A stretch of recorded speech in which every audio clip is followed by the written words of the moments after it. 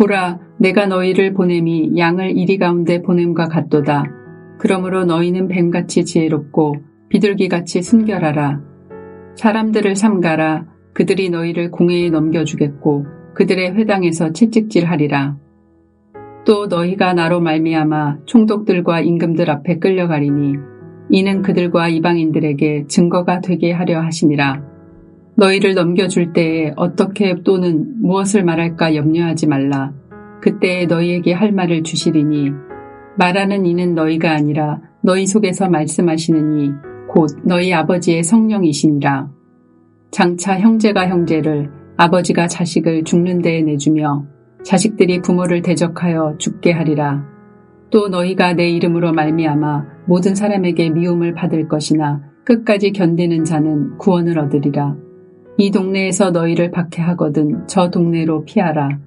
내가 진실로 너희에게 이르노니 이스라엘의 모든 동네를 다 다니지 못하여서 인자가 오리라. 오늘 묵상 본문은 세상이 주는 박해에 대해 제자들이 어떻게 대응해야 할지를 가르쳐주고 있습니다. 우리가 천국 복음을 전파한다는 것은 죄로 인해 무너지고 파괴된 삶을 치유하고 회복하는 일이지만 다른 한편으로는 하나님의 통치를 거부하는 악의 세력과 필연적으로 충돌한다는 것입니다. 이런 죄의 질서와 체제를 무너뜨리기 위해 예수님이 오셨기 때문에 하나님 나라와 세상 나라는 갈등할 수밖에 없고 세상은 거절과 박해로 제자들을 대적합니다. 그러므로 이 세상에서 천국의 삶을 전가하고자 할 때 이런 현실이 우리 눈앞에 펼쳐져 있다는 것을 먼저 눈을 떠야 합니다. 권투 시합을 할 때 링에서 승리를 하려면 치루어야 할 일이 무엇입니까? 내가 아무리 훈련을 열심히 하고 좋은 성품과 체력을 가지고 있어도 결국에는 상대편과 싸워서 이겨야 승리를 할 수 있습니다. 여기에 대해 성도가 피하거나 도망하는 것에서 답을 찾는 것이 아니라 처음부터 대면하고 싸워야 할 일로 바라볼 필요가 있습니다. 이런 현실이기에 예수님도 이 상황을 어떻게 묘사합니까? 양을 이리 가운데로 보냄과 같도다 라고 말씀합니다. 양이 여우와 같은 거친 덜짐승들을 상대로 해야 하는 현실입니다. 이런 상황에 대해 예수님이 제자들에게 제일 먼저 주시는 가르침은 뱀같이 지혜롭고 비둘기같이 순결하라는 것입니다. 세상에서 천국 복음을 전가하는 삶은 어떤 상황에서도 끝까지 타협하지 않으므로 순결한 삶을 이루는 것입니다. 그러면서도 그렇게 살기 위해 이리 부딪히고 저리 부딪히며 무모하게 위험을 자초하는 일은 하지 말라고 말합니다. 주님의 뜻이라고 하면서 아무나 대적하고 싸우는 것만이 용기 있는 신앙인인 것처럼 생각하지 말라는 것입니다. 양이 이리떼를 상대하는 것은 위험천만한 일입니다. 복음을 전하기도 전에 죽는다면 어떻게 되겠습니까? 그래서 지혜가 필요한 것입니다. 예수님의 말씀대로 우리를 대적하는 자들은 사방에 널려 있습니다. 예수님은 같은 민족인 유대인들이 제자들을 사내들인 공회에 넘기고 회당에서 채찍질하며 핍박할 것이고 이방 총독들과 임금들도 그렇게 할 것이며 심지어 가족들도 신앙이 다르다는 이유로 우리를 죽음으로 내몰 것이라고 말합니다. 한마디로 복음 때문에 모든 사람들이 적대자로 변할 수 있는 것입니다. 교회 안에서도 마찬가지입니다. 우리가 이런 현실을 종종 잊어버리고 교회에서 선한 일을 도모하다가 반대하는 성도들을 보고는 너무 놀라서 크게 낙심하는 사람들이 있습니다. 예수님이 염려하시는 부분이 바로 이것입니다. 이런 죄의 현실을 보지 못하므로 사람들이 나의 말에 대하여 거부하는 것을 보고는 자신의 인격과 감정의 문제로 자신을 무시하는 관계 문제로만 생각하다가 교회도 안 나오고 모든 것을 멈춰버립니다. 제자들도 그럴 가능성이 있었습니다. 그래서 예수님은 내 이름으로 말미암아 모든 사람에게 미움을 받을 것이라고 말씀합니다. 우리가 이 세상에서 천국 백성으로 살지 않았다면, 예수님 때문에 행하는 일이 아니었다면 일어나지 않았을 일들이기에 이런 일로 제자들이 행여라도 포기하지 않도록 미리 주의를 주고 계시는 것입니다. 죄된 세상에서 하나님 나라의 삶을 산다는 것은 죄와의 싸움을 반드시 가져옵니다. 여기에 대해 전하고 애쓰고 섬기려고 할 때마다 여러 사람과 여러 모양으로 대적하는 일들이 일어난다는 것을 늘 예상해야만 하는 것입니다. 그래서 제자들이 나중에 이와 같은 일을 겪으면 무슨 생각을 하겠습니까? 예수님의 말씀대로 올 것이 왔구나 라고 생각하면서 그 문제로 실족하지 않고 뒤로 물러나지 않을 것입니다. 이런 사람이 있음을 알고 예수님은 사람을 삼가라고 말한 것입니다. 이것이 바로 주님이 말씀하시는 순결과 지혜입니다. 사람 때문에 주님 앞에서 내 스스로 포기한 일은 없습니까?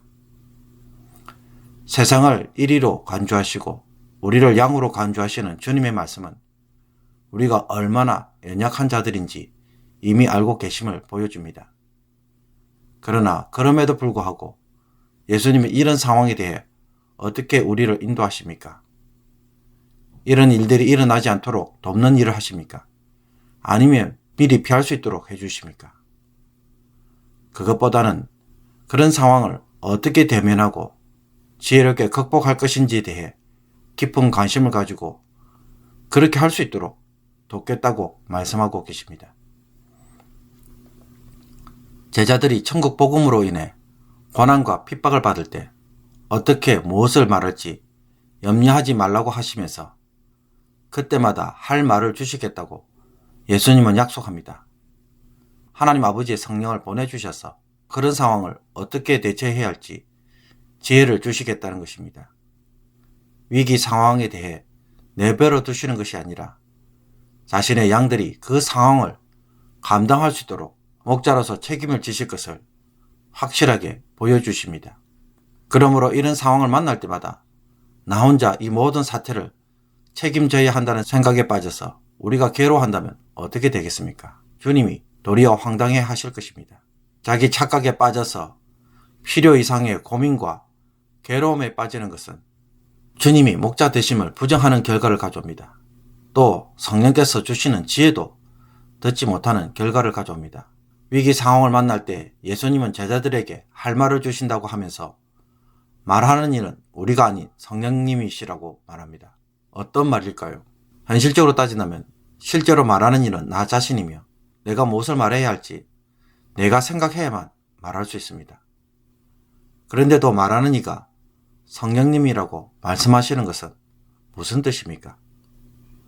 주님의 말씀을 잘 들여다보면 이것은 성령님께서 우리 가운데 어떻게 일하시는지를 잘 보여줍니다. 성령님께서 어떤 방식 가운데서 말씀하고 일하십니까?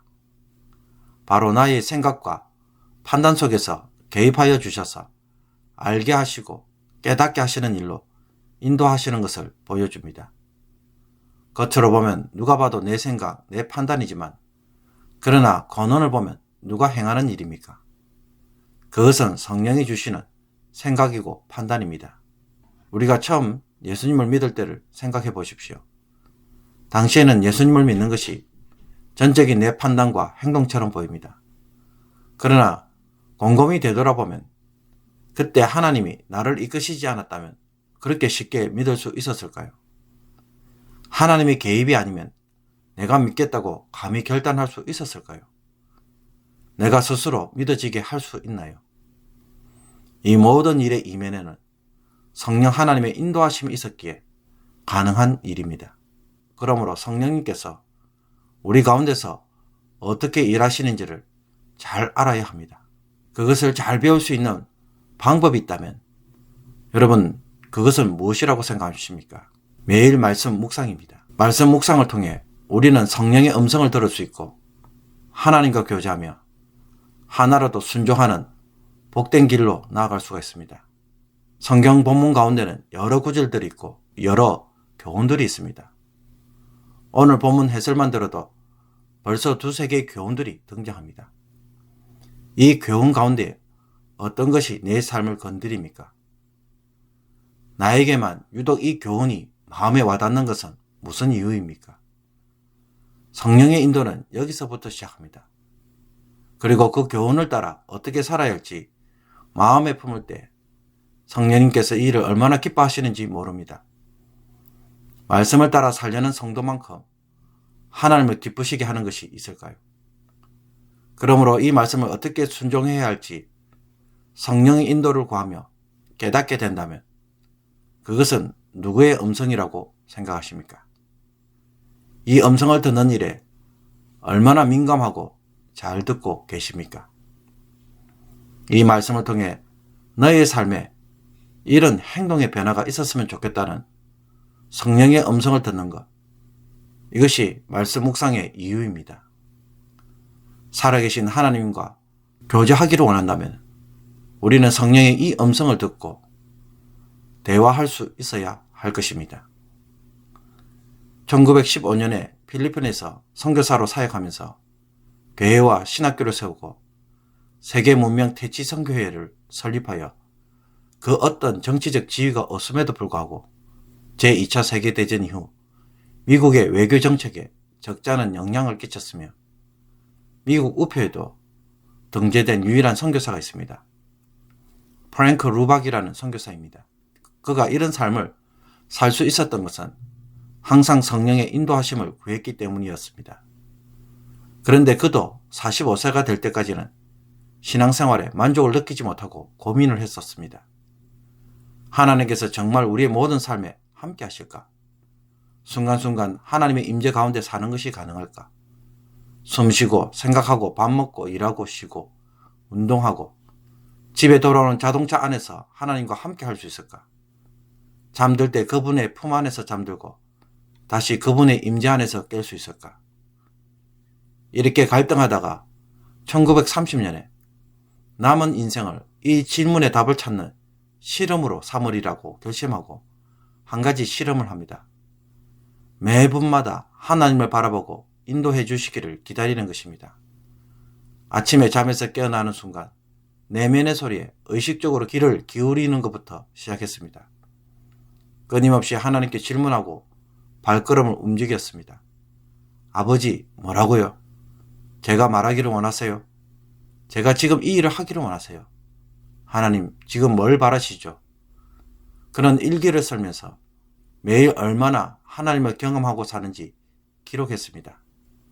그러나 심란한 마음으로 인해 하나님의 자리를 인정하지 않았고 그는 많은 실패를 경험했습니다.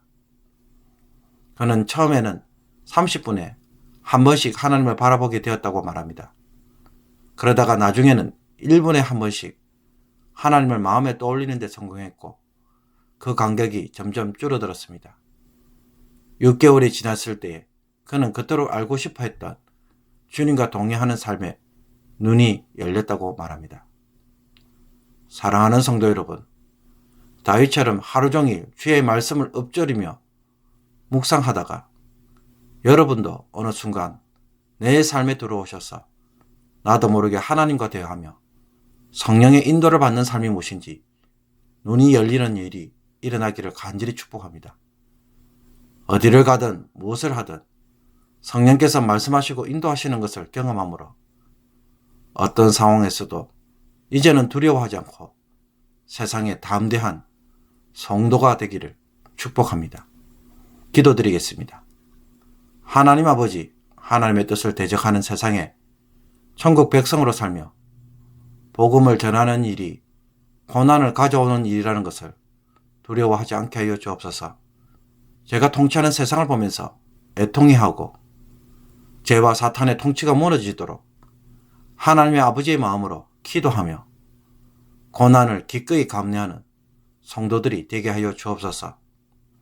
죄와 세상에 타협하는 삶에서 거짓 평안을 구하지 않게 해 주시옵시고 프랭크 루박 선교사님처럼 매일 하나님과 동행함으로 성령의 인도가 무엇인지 이제는 저희들도 깨달을 수 있게 하시며 말씀 묵상을 통해 하나님과 대화하는 성도의 삶이 되게 하여 주시옵소서. 사랑하는 주님, 지진으로 수많은 사람들이 죽고 슬픔과 고통과 이별을 경험하는 튀르키예 난민과 시리아 난민들을 주님께서 위로하여 주시옵소서.